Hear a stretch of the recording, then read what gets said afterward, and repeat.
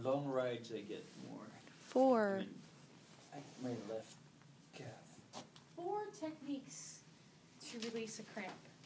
I'll save the best for last. How about that? So, if his cramp was here, you could approximate the tissues. So what you could do, I don't want your leg here. What you could do is pull the tissues together like this. And this is all we call approximate the tissues. Okay, so cramp was in the center. I would just do that.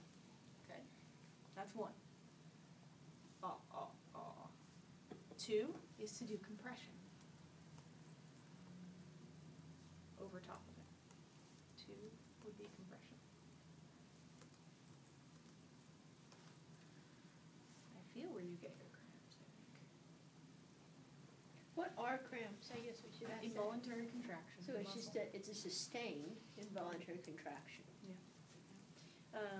I'll just give you the simple definition. Usually it's a local, we would say a local crisis of chemical in nature. So you could say sodium, potassium, calcium. You can't forget calcium and you can't forget potassium. So most people say, oh, you need some salt in your diet. You can't do that. So eat a salty banana, a little sodium, a little potassium.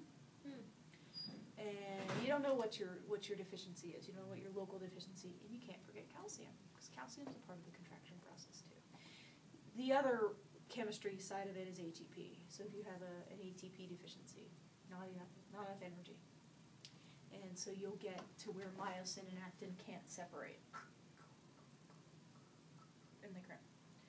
So this, to me, makes sense because you're trying to unattach them on a really small level.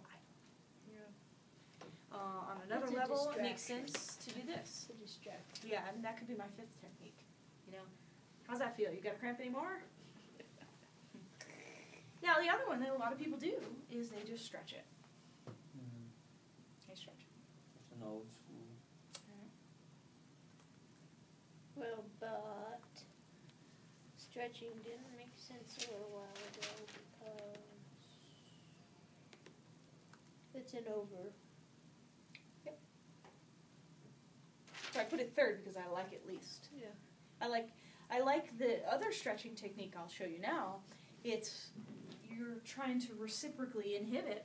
So what I'll say is, hey Ramir, I want you to pull your toes up to your shin. Ready, go, ready, go, ready, go. All right? And that's supposed to reciprocally inhibit the gastroc. So what he did was he did this. You know. Okay.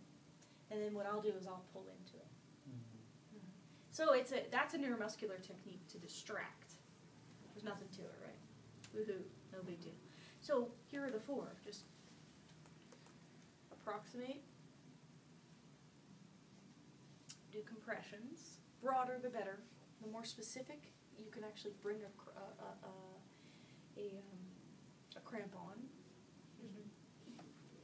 So compression, plain old stretching of the muscle, and reciprocal inhibition. Where they contract. I suppose the 5th one would be tell your patient to jump around like crazy, because that usually gets rid of it. Jump on the table, especially. On the leg.